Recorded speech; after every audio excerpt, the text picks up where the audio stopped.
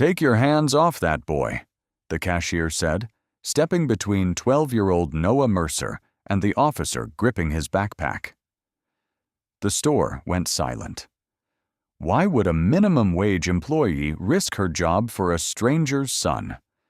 Why did the silver compass hanging from Noah's zipper make her face go pale?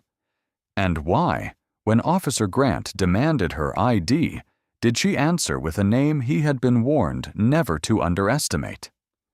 What began as a small act of kindness would expose a buried family secret, a falsified report, and a connection no one in that town was ready to face. Stay until the end, because the person everyone dismissed was the only one who knew the truth. The coin had left a red circle in Noah Mercer's palm. "Open your hand," Sergeant Grant said. Noah looked at Elena instead.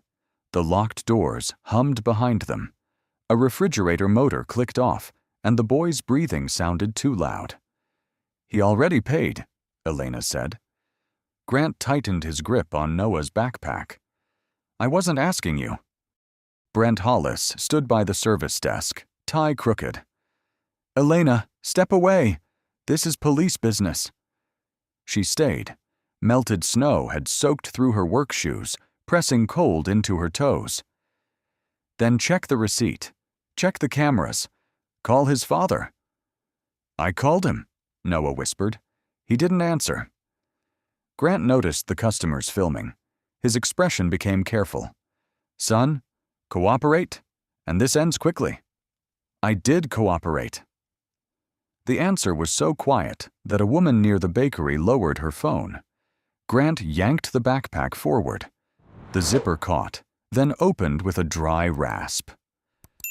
Cold medicine, 2 notebooks, a receipt, and a silver compass struck the tile. Elena stopped breathing. The compass spun near her shoe. Its lid was scratched, but the engraved M remained visible. She had carved that letter herself at 26, while Mara laughed beside their father's workbench. Grant bent for it. "Don't," Elena said. He straightened. "You recognize it?" Noah grabbed the compass and pressed it to his chest. "It was my mom's." She smelled floor cleaner, wet wool, and Brent's reheated coffee. 12 years collapsed into one breath. "What was her name?" "Mary." "Not Mara." Brent exhaled. "The vitamins are still missing." Elena picked up the receipt. The paper trembled once between her fingers. Cold medicine, soup, batteries, no vitamins. "Which camera covers aisle 6? She asked. Brent's jaw shifted. "The overhead unit." "Bring up that feed and register 3. Grant stepped between her and the service desk. "You're giving orders now?" "I'm asking you to look before accusing a child." "He was seen near the shelf." "So were other customers." "I saw his bag open," Brent said. Martha Reyes spoke from the end of the lane, clutching a paper sack to her coat. "I saw a man in a gray cap take something there." Brent turned. "You never said that." "You never asked." A cartwheel squeaked across the tile. Near the entrance, sleet tapped softly against the glass. No one else spoke. Grant looked at Martha, then at the phones. "Give me the compass." "No." Noah tried to close the lid, but his fingers could not manage the clasp. His thumb slipped again and again. "Sergeant," Elena said, "his father is Officer Daniel Mercer, badge 417. Call dispatch." Grant's eyes flickered. "You know him," Elena said. "I know plenty of officers." "Then you know this boy has a guardian who should be here." Grant reached for the backpack again. Elena placed one hand on the counter between them. She did not touch him or raise her voice. She simply refused to move. Brent leaned close. "One more scene, and you're done here." "Save the camera footage," Elena said. "What?" "Save it now." Behind him, the monitor above the service desk blinked. For one moment, 8 clear views of the store filled the screen. Then the square marked Aisle 6 went black. At 4:12 p.m., Elena Ward pushed through the employee entrance with sleet clinging to her navy coat. The locker room smelled of bleach and burnt popcorn. She hung the coat on a bent hook and found a white envelope beneath her time card. Final review decision. She did not open it. "Brent's looking for you," Linda Park said from the mirror. Linda wore her dark hair in a tight braid and tapped one sneaker against the tile. "He's checked the clock twice. I'm early." "That's not what he's angry about." Elena opened the envelope.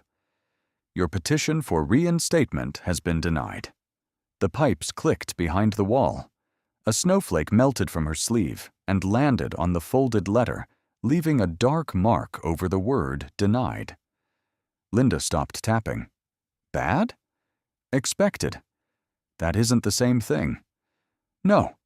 Elena folded the page and placed it in her locker beside a faded photograph.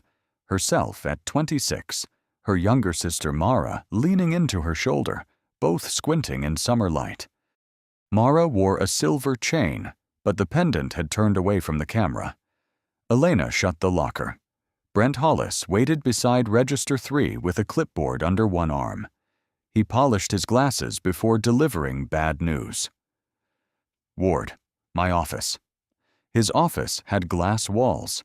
Beyond them, customers dragged wet carts through gray slush. Brent sat without inviting her to. "Mrs. Talbot called corporate again. She wanted me to override an expired coupon. She said you embarrassed her." I explained the policy. "You explained it where people could hear." Elena glanced at the clock above him. 4:19. Brent lowered his voice. "You're on a final warning. One complaint, one argument, one moment where you decide your judgment outranks mine, and I replace you." "Understood." "Do you?" She turned the visitor's chair so it faced straight. "Yes." At 5:03, Elena took Register 3. The scanner chirped. The heater above the doors coughed warm air, and wet wool carried in the smell of winter. She bagged apples, turned a cracked carton upright, and removed a dented can from a mother's order. Between customers, her phone vibrated. "Dad?" She answered. "Did you eat?" Arthur Ward's voice came thin through static. Mara left the hall light on again. Elena closed her eyes. Some mornings, her father still set 2 mugs on the kitchen table. On bad days, he forgot which daughter had vanished. "I'll turn it off when I get back." "She'll be cold." "It's snowing, Dad. Stay inside." A pause. "Did she call you?" The next customer placed bread on the belt and stared at Elena's phone. "No," she said. "Not today." She hung up, aligned the bread with the scanner, and said, "Good evening." At 6:27, Linda brought her coffee in a paper cup. "You could appeal again." Elena wrapped both hands around it.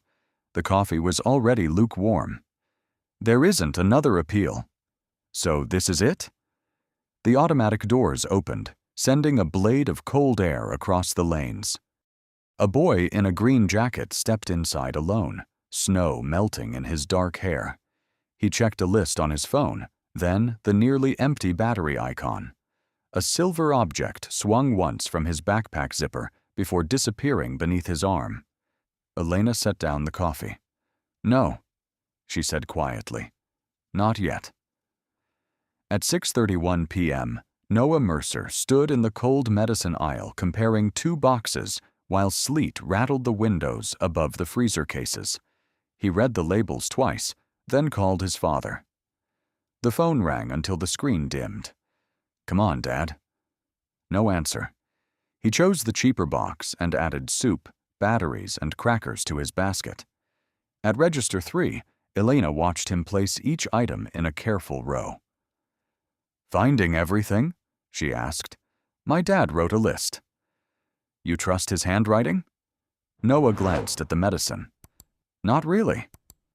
Elena turned the box and pointed to the warning. That one is for nighttime. Does he need to stay awake? He's a cop. He always says he does. Tonight? He has a fever. Then this may make him dizzy. The daytime version is $2 less. Noah hurried back.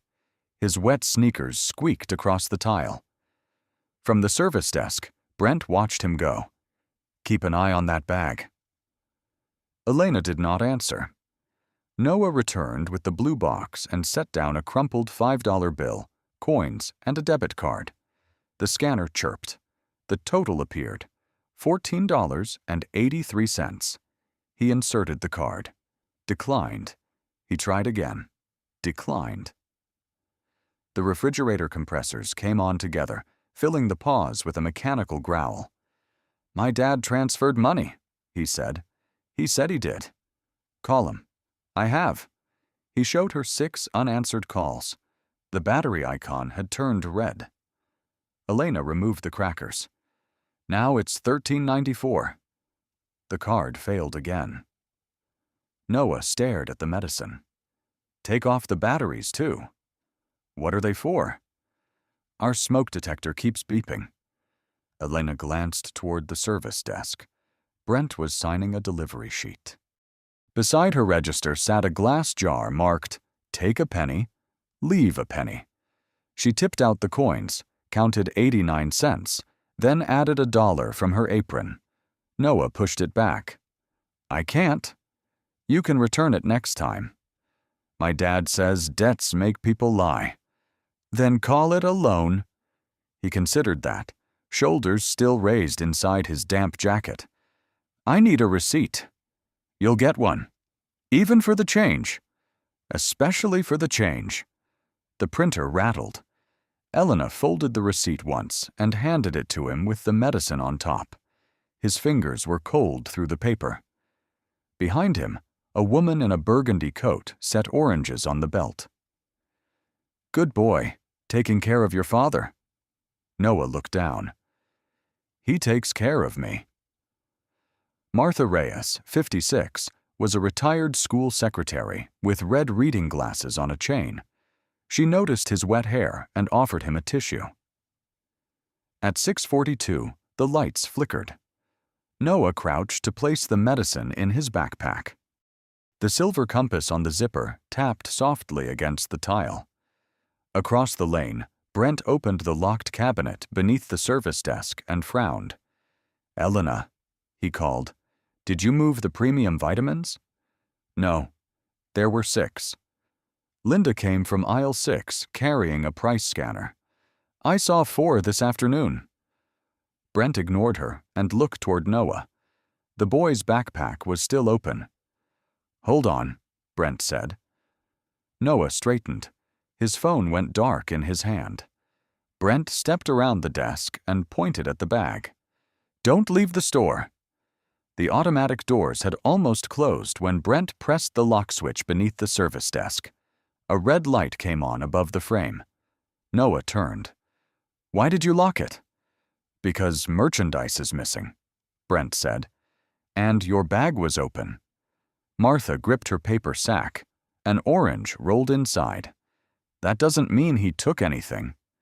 I was in aisle 6, she added. A man in a gray cap stood by the vitamins. He left before the lights flickered. You didn't report that, Brent said. You didn't ask. The heater blew hot air over Noah's wet jacket, but he shivered. Elena came around the register and stood beside him. Call his father first. I'm calling the police. He is 12. He may be 12 with stolen goods. Noah fumbled for his receipt. It caught in the zipper. Elena held out her hand. May I? He nodded. She eased it loose and flattened it on the counter. Every item he bought is here. That proves what he paid for, Brent said. Not what's in the bag. At 6:47, blue light swept the windows. A patrol car stopped outside.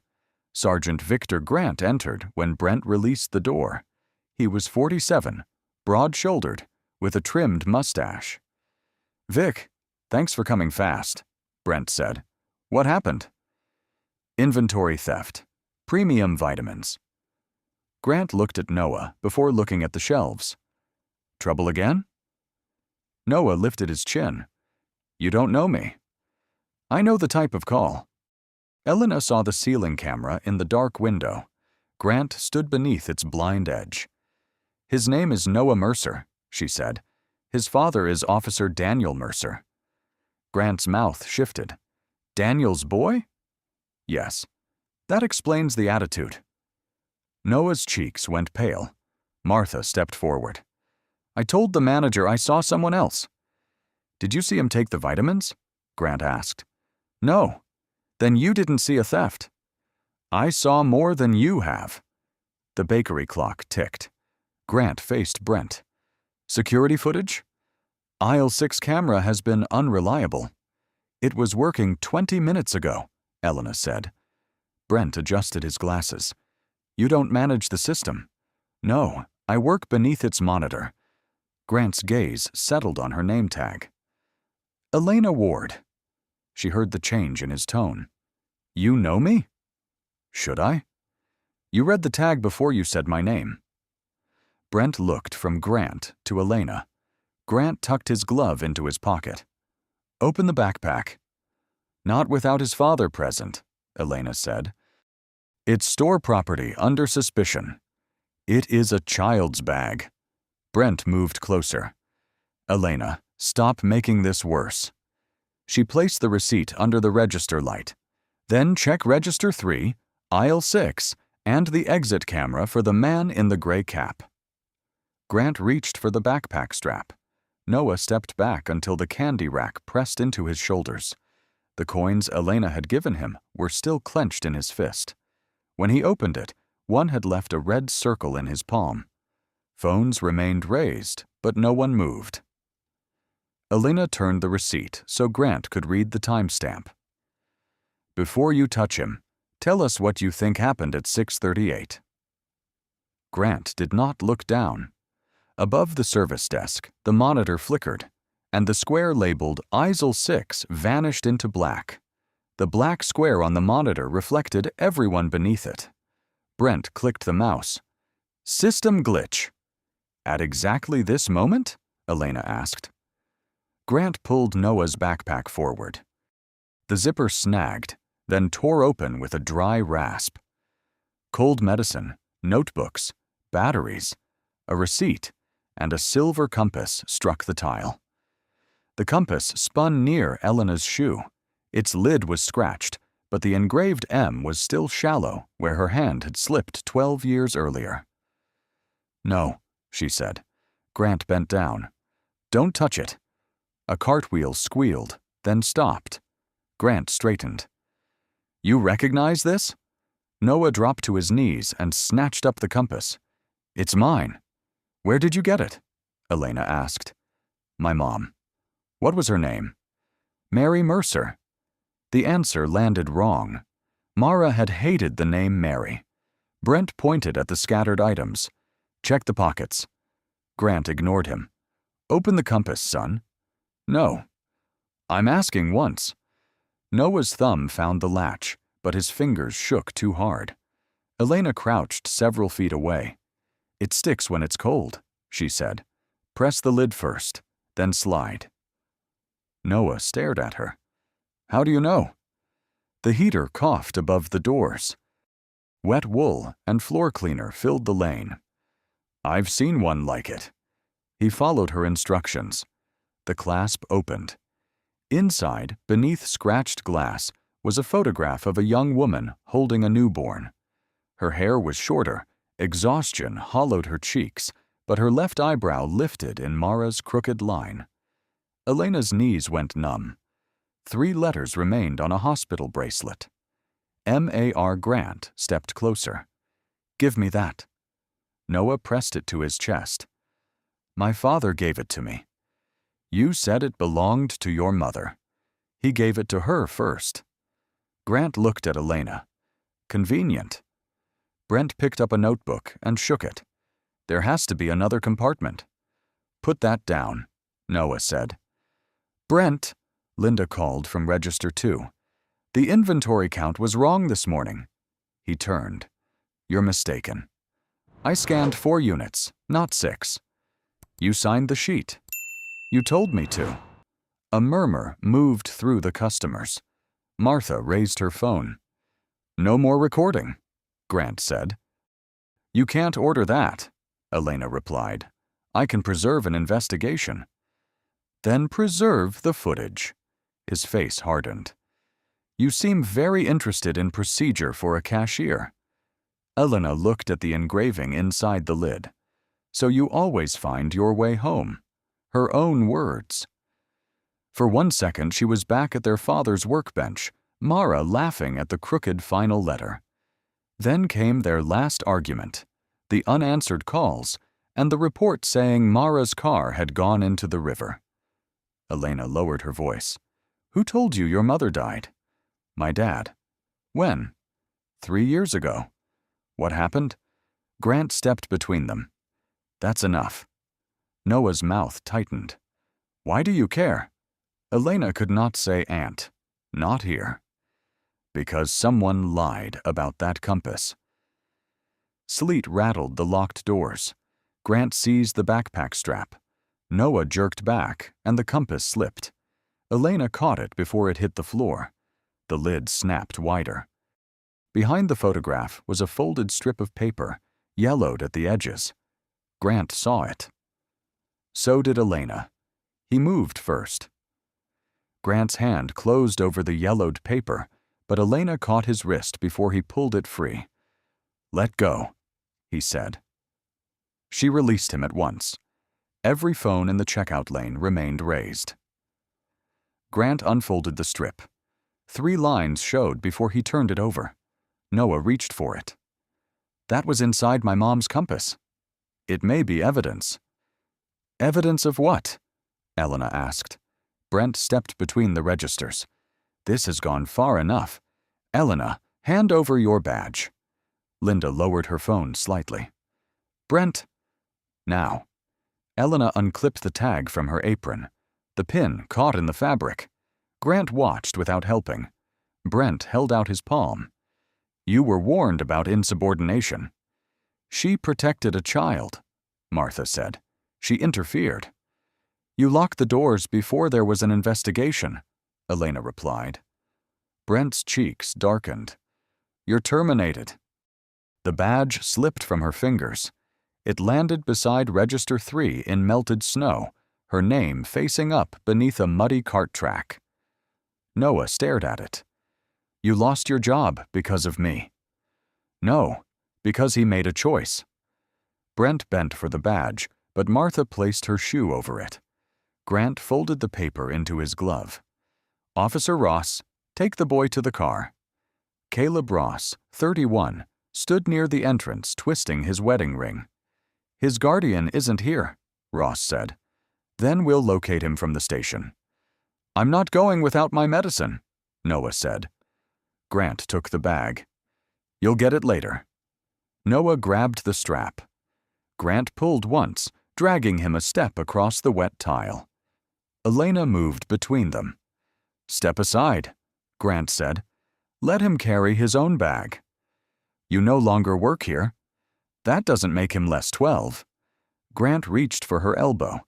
Elena brought both hands together, wrists touching. You want me out of the way? She said. Then take me too. Brent gave a nervous laugh. Don't be ridiculous. I won't resist, but he does not leave with adults who refuse to call his father. Grant's jaw tightened. Outside, sleet hissed against the patrol car. You're obstructing. Then state the charge for the cameras. A woman near the bakery whispered, My phone's still recording. Grant turned toward the witnesses. Anyone interfering may be detained. Several phones lowered. Linda kept hers up. She crouched behind a cardboard soup display, filming through a torn corner. Ross took out his handcuffs. Sergeant, maybe we wait for Mercer. Grant did not look at him. Cuff her. The metal closed around Elena's wrists with a cold click. She flinched once, then relaxed her hands so the edges would not bite. Noah's face crumpled, but no sound came.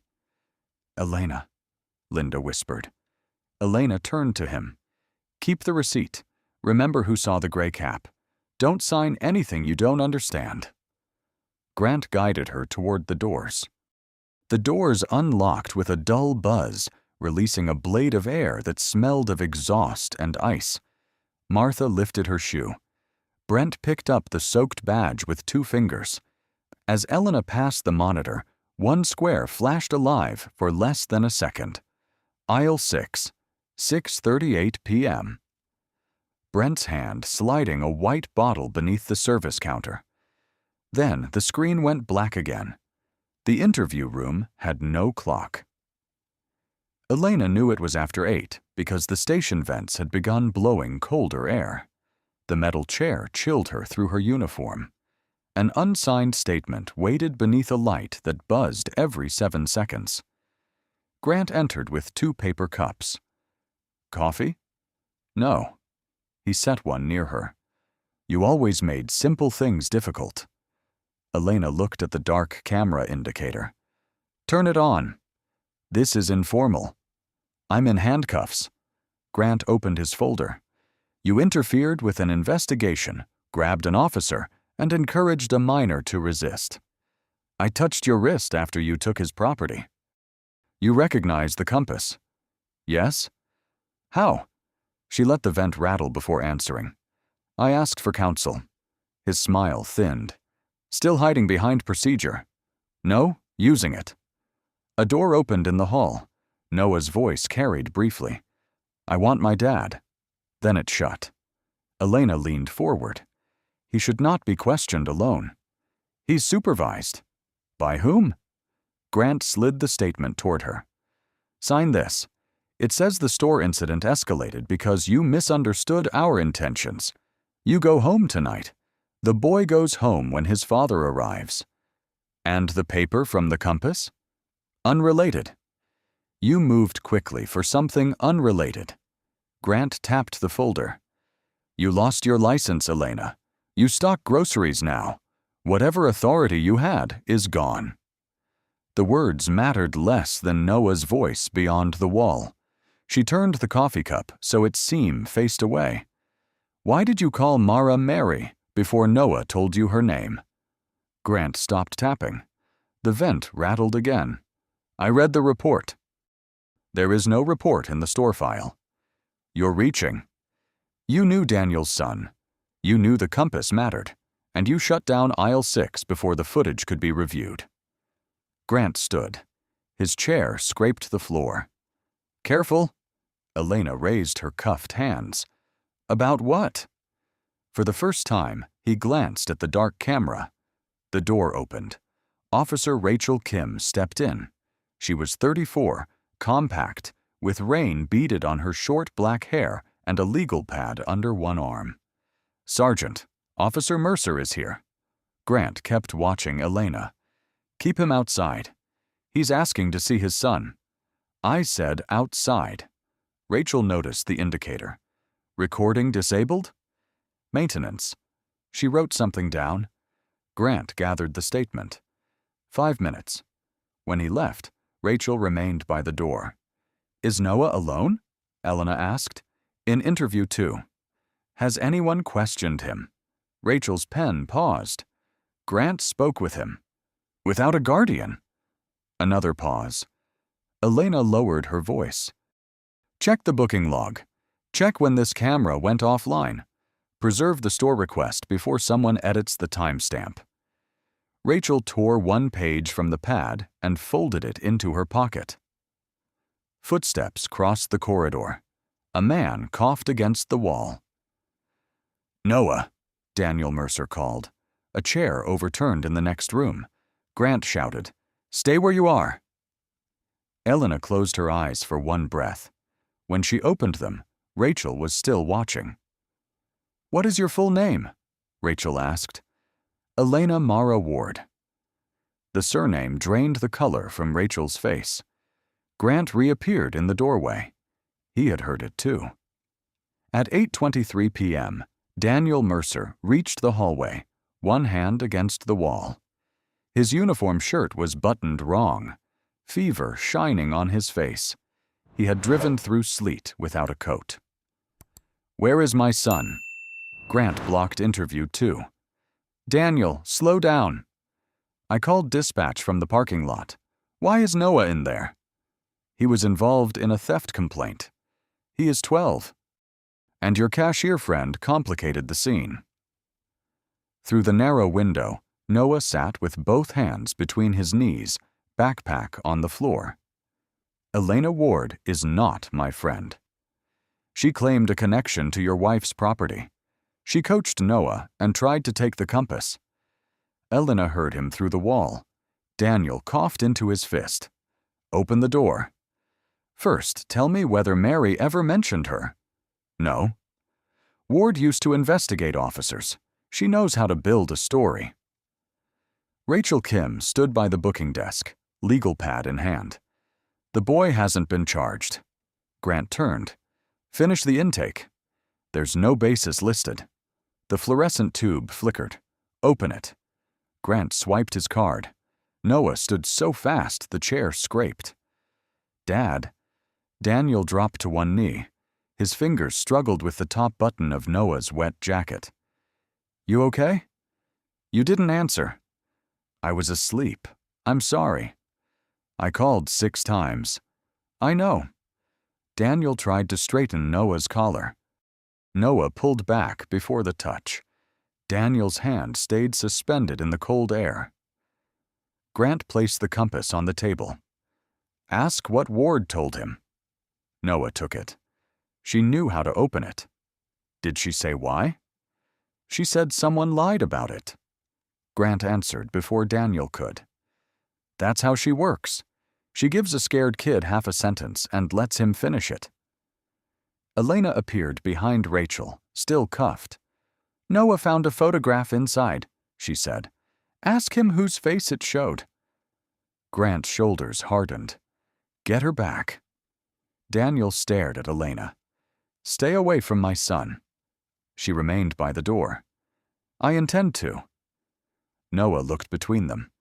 "Dad, why does Mom look different in the picture from the one at home?" Daniel turned. "What picture?" Noah opened the compass. Beneath scratched glass, Mara held a newborn under hospital light. A torn bracelet showed at her wrist. Daniel sat in the chair. "That isn't the photograph I put there." Grant reached for it. Noah closed his fist. "Where did it come from?" Daniel asked. "Behind the other one." Elena watched him. "What did your wife tell you about her family?" "That they were gone." "Dead?" Daniel hesitated. The station printer began feeding paper with a dry chatter. "She said there was no one safe to call." Grant folded his arms. "Daniel, she was ill. Grief changes memory." My wife was not confused. "I didn't say she was." "You were about to." Noah opened the lid again. A second photograph had shifted loose behind the first. It showed Mara beside a younger Elena at a wooden workbench, both laughing toward someone outside the frame. Noah raised it under the light. Elena's breath caught. Daniel studied the woman in the picture. Then Elena's face. "No," he whispered. Noah turned the photograph over. In blue ink, beneath a date from 12 years earlier, were 4 words. "For my sister, Elena." The video reached Martha Reyes at 8:41 p.m., while she sat in her parked car with the heater breathing lukewarm air across the windshield. She watched Linda's recording twice. On the third play, she stopped when Grant ordered the phones lowered. In the corner, Brent's shoulder crossed beneath the service monitor. Martha called Linda. "Do you still have the original?" "Yes." "Don't edit it. Don't send it to the store. Send me a copy." "Why?"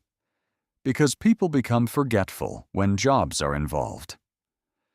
Martha forwarded the file to Sophia Bell, a 36-year-old local reporter who answered unknown numbers with one clipped word. "Bell." I have a child detained over something he didn't steal, Martha said. That's an allegation. I also have video. Send it. At the station, Rachel Kim stood at a records terminal while Grant argued with Daniel down the hall. She searched the request log. Harbor Market. Video access requested 7:02 p.m. Requester, V. Grant. The request had come from a private email address, not the department account. Rachel inserted an encrypted drive. A warning box appeared. Remote file scheduled for deletion, 8:50 p.m. Come on, she whispered.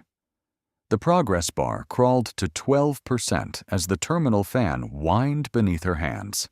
In interview 2, Noah sat beside Daniel, holding the compass under the table. Elena stood near the wall, wrists still cuffed. Can I see the photograph? Daniel asked. Noah passed it over.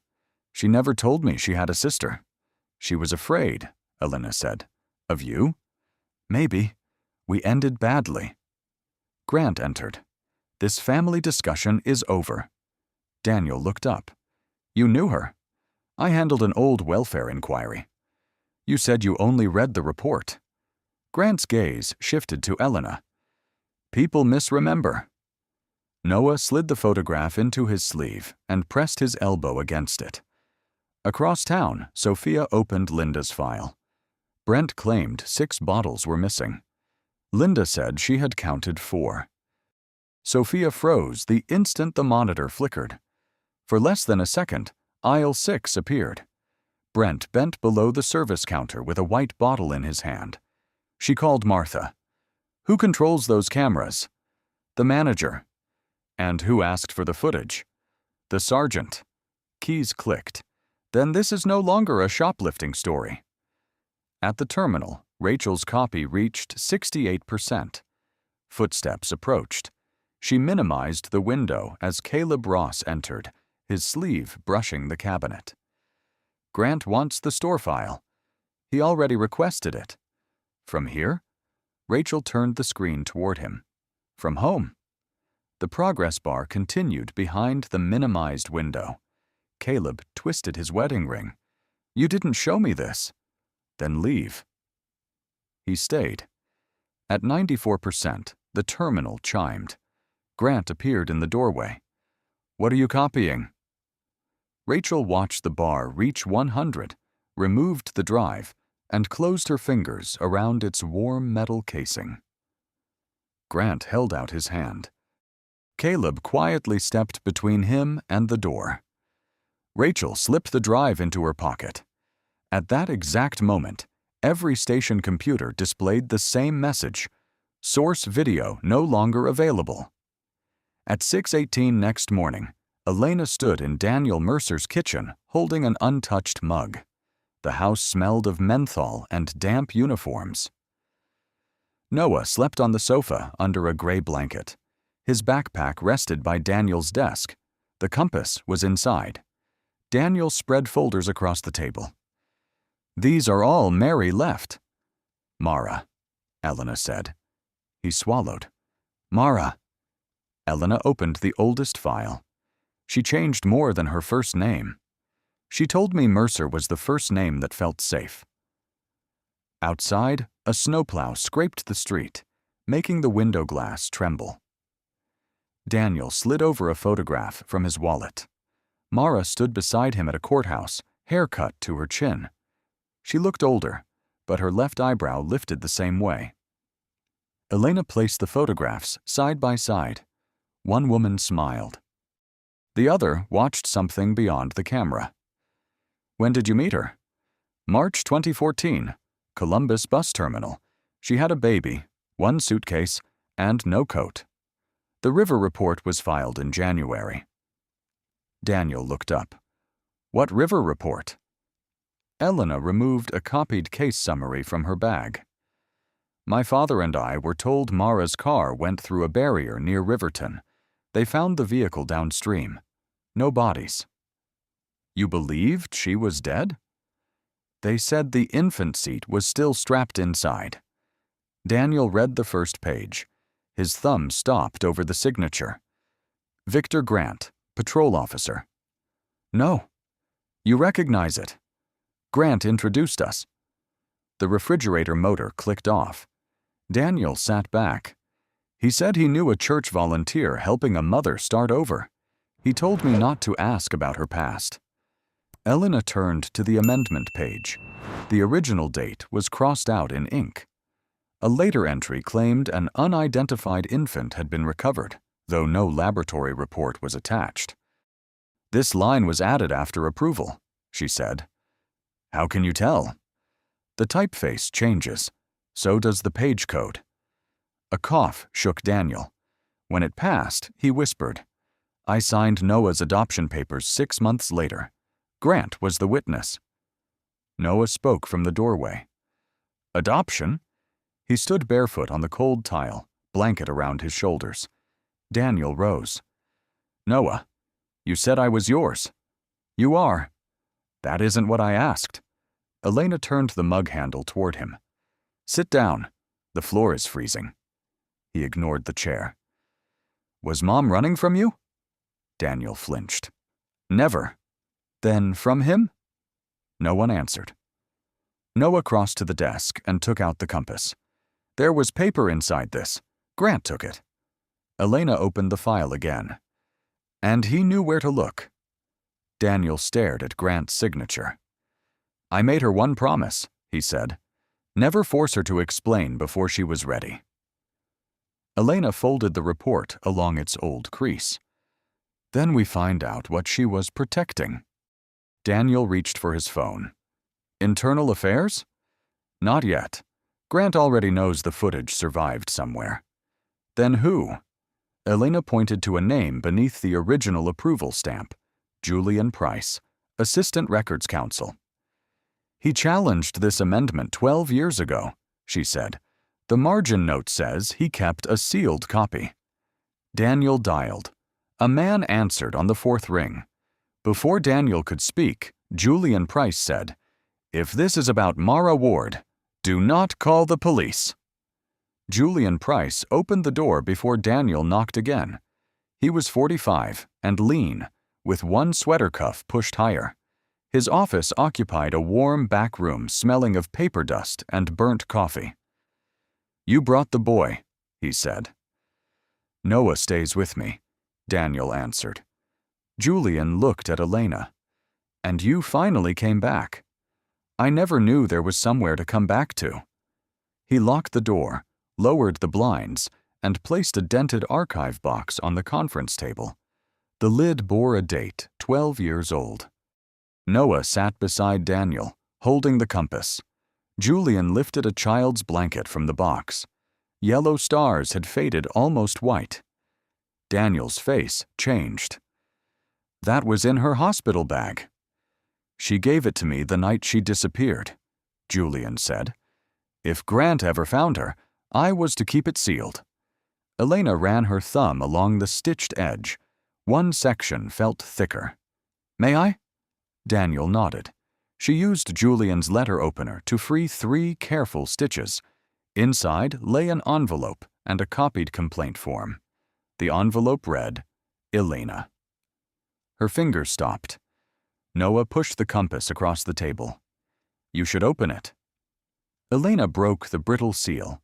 A dried blue wildflower slipped onto the paper and broke at the stem. Mara's handwriting leaned sharply right. Ellie, if you are reading this, then I waited too long. Elena sat down. Daniel turned his chair away without leaving. Noah watched the crushed petals beside her hand. Mara had seen Grant alter a property log after a suspect's family threatened to sue. When she reported it, Grant told her he could make her look unstable, take her baby, and bury the complaint inside a welfare investigation. He threatened Noah? Daniel asked. He threatened whatever she loved most, Elena said. Julian unfolded the copied form. She filed this with county oversight. It vanished 3 days later. Then Grant created the River Report.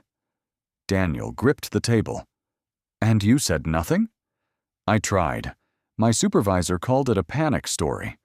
2 weeks later, I was transferred and warned that sealed records had been accessed under my credentials. Noah traced the compass lid. Why didn't Mom call her sister? Elena read the next line twice. Because the last thing I said to you was that I never wanted your help again. Grant knew that. He told me you had agreed I was dangerous. The radiator hummed. I said she was reckless, Elena whispered. I never said dangerous. Noah looked at her. She believed him? For a while. Mara wrote that she had changed her name, accepted Daniel's protection, and built a life she feared losing. She asked Elena not to expose Noah, just to prove the past. Daniel read over her shoulder when she offered the page.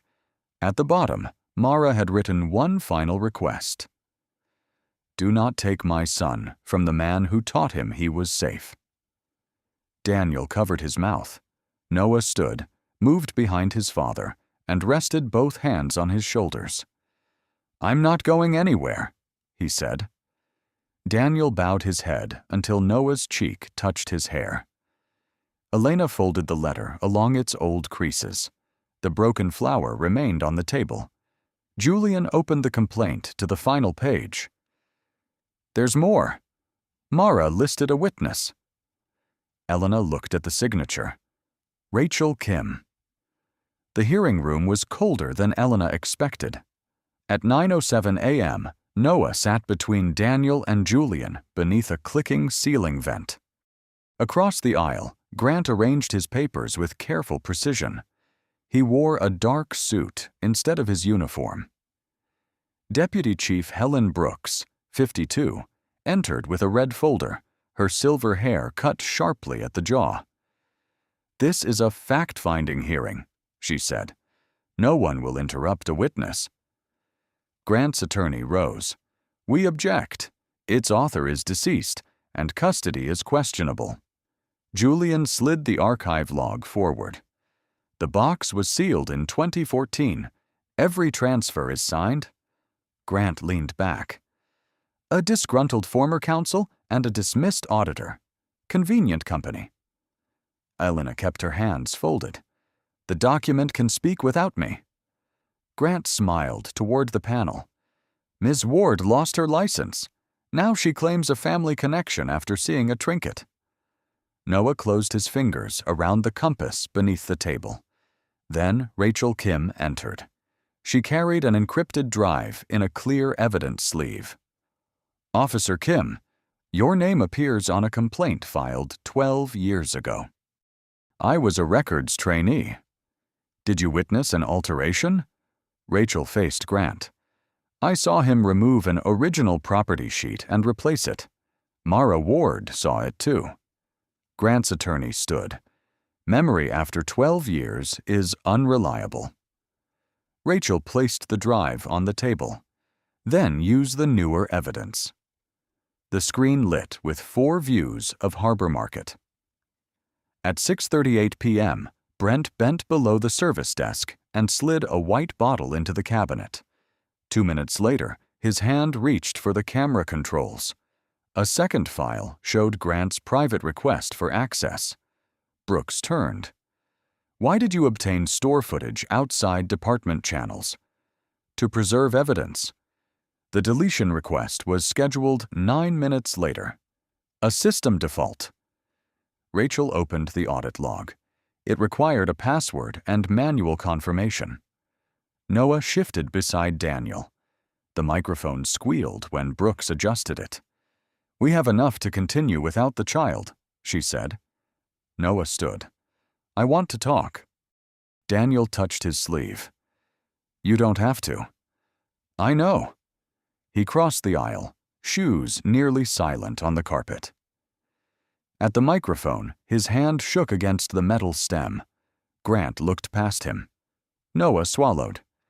Everyone keeps saying who my mom was, who my dad is, and what Ms. Ward wants. Brooks lowered her voice. What do you want us to understand? That I heard Sergeant Grant tell my dad she was trying to take me. She never said that. She told them to call him. Grant's attorney shuffled a page. The boy may have been influenced. Noah looked at him. By the person who paid for my medicine, or the person who took my mom's paper? Only the vent kept clicking. He looked back at Daniel, then Elena.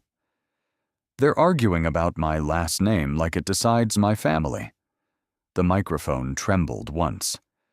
Nobody asked me. Brooks waited. Noah lifted his chin. They both are. His hand stopped shaking. Behind the panel, the screen changed to the Old River report. Metadata appeared beside Grant's signature, showing an edit made 43 minutes after approval. For the first time, Grant reached for his water and missed the glass. At 10:36 a.m., Brent Hollis sat outside the hearing room holding Elena's soaked name badge. Her name was crossed by the brown line from a cartwheel. Mr. Hollis, Helen Brooks called. You're next.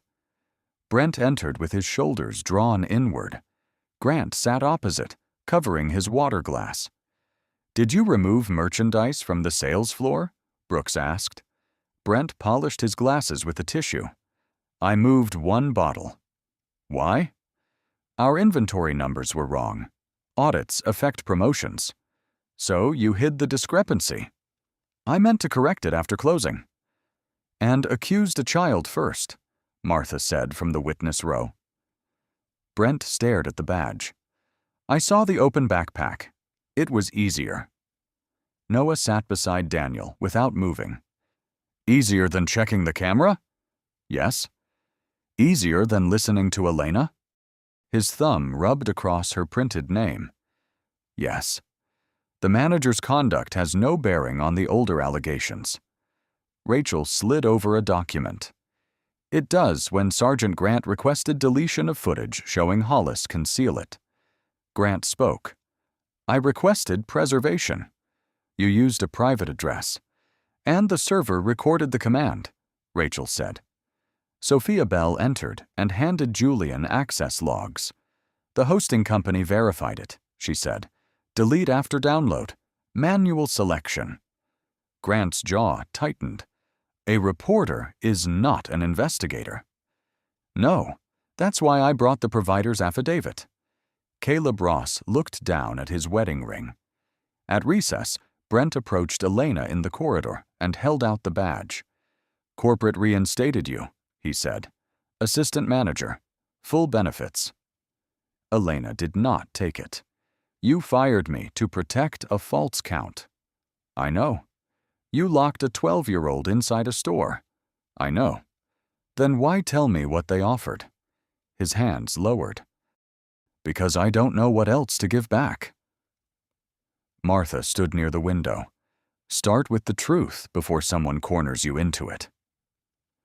After recess, Brent admitted disabling the aisle camera, hiding the bottle, and letting Grant describe Elena's objections as interference. Caleb testified that Grant ordered him to omit Noah's request for his father from the initial log. 2 customers admitted lowering their phones when Grant threatened detention. I lowered mine too, Martha said, for 3 seconds. Her fingers tightened around the bag until the paper crackled. That was long enough to understand what silence does.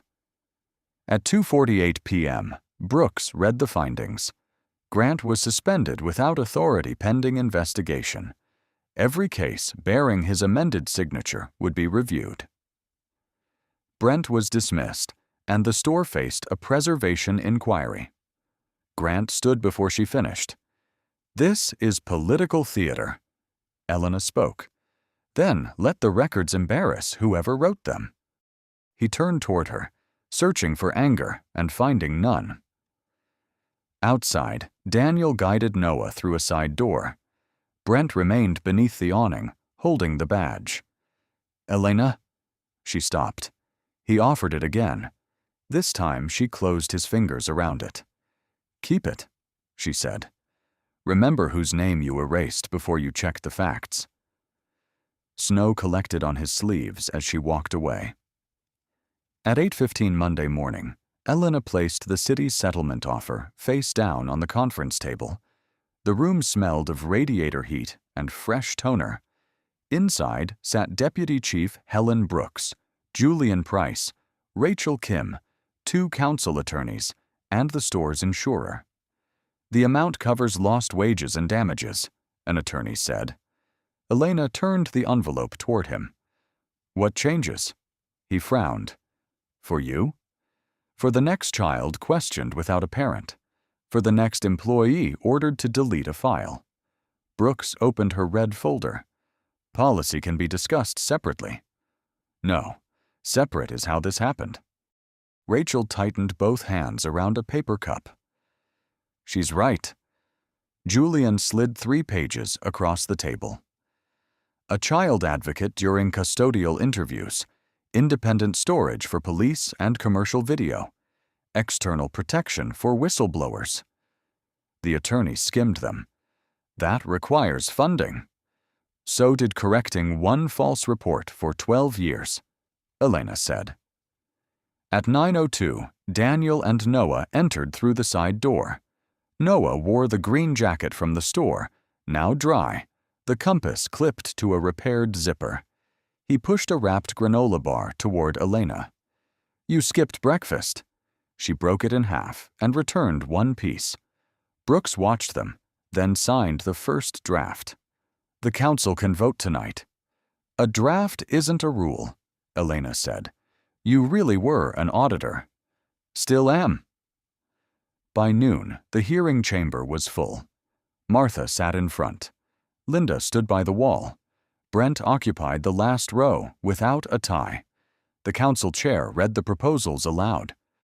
When he reached the rule, giving civilian complaints the same tracking number and preservation window as internal reports, one member leaned toward his microphone. "That could overwhelm the system." Martha raised her hand. "Then perhaps the system should learn to listen before people have to shout." The room went still. Vote lights appeared one by one. 6 green, 1 red. The gavel fell. Outside, cameras flashed. Sophia Bell asked Elena whether she felt vindicated. Elena moved aside so Noah would not be trapped between microphones. "Ask me in a year, when a child leaves an interview room with someone on his side." Brooks caught her in the corridor and handed her a plain white card. Community Evidence Review. "No rank?" Elena asked. "No rank," Brooks said. "An independent unit. You would lead it. Rachel joins the team." Brooks glanced toward Rachel. "Agreed. And a complaint from a grocery clerk is handled like one from a captain. That will make you unpopular. I've survived worse reviews." Brooks almost smiled. Elena removed the old cashier badge from her coat pocket. Brent had mailed it to Julian, cleaned but still crossed by a scratch. She set it beside the new card on the windowsill. Noah came closer. "Which one are you keeping?" She lifted both. "One reminds me who people thought I was. The other reminds me who gets heard next." She slipped the scratched badge into her wallet and clipped the plain card to her coat. Downstairs, a clerk began uploading the new rules to the public portal. The progress bar crept across the screen. At 99%, it stopped. The progress bar remained frozen at 99%. A clerk tapped the keyboard, then looked toward Elena through the glass. The server rejected the final upload. "Why?" Brooks asked. "Legacy permissions." Rachel stepped beside him. "Whose?" The clerk opened the access list. Victor Grant's name still sat at the top. For one last second, the room seemed to hold the same stale air as the interview room without a clock. "Remove it," Elena said. The clerk did. The bar moved. 100%.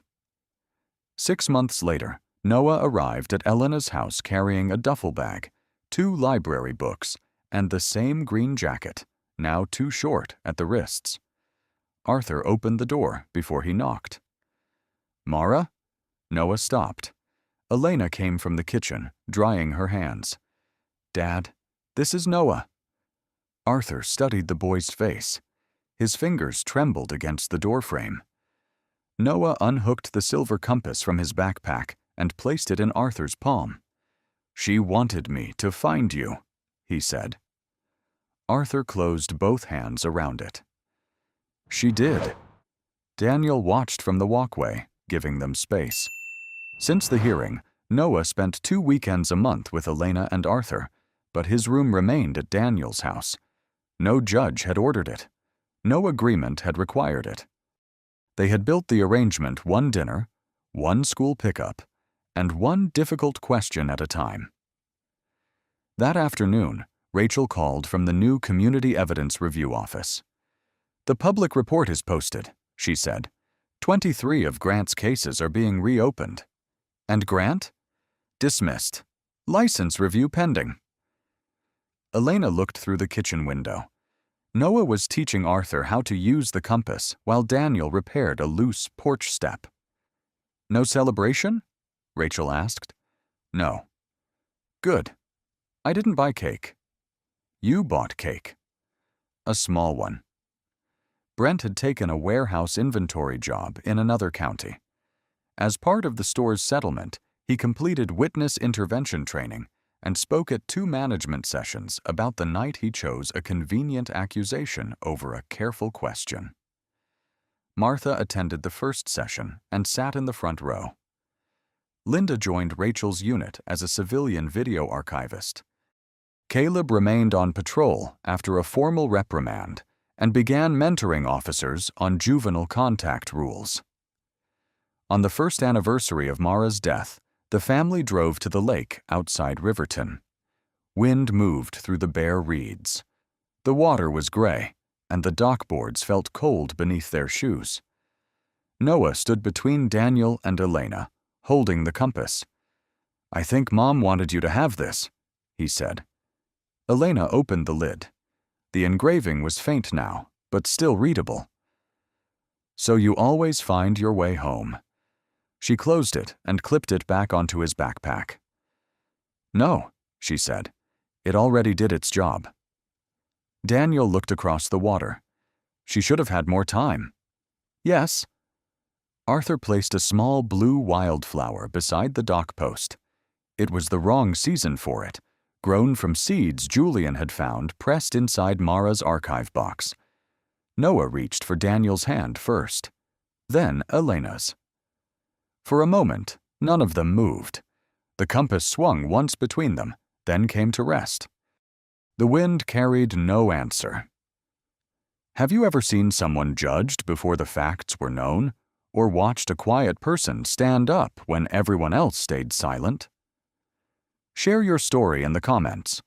Your experience may help someone else recognize the moment when dignity needs a witness. Send this story to someone who believes fairness begins with listening, and that justice matters most when it protects people with the least power in the room. Subscribe for more stories about justice, quiet resilience, family truth, and the changes that happen when one person refuses to look away. And remember Elena's choice. She did not ask to be seen as powerful. She simply made sure a child was seen at all.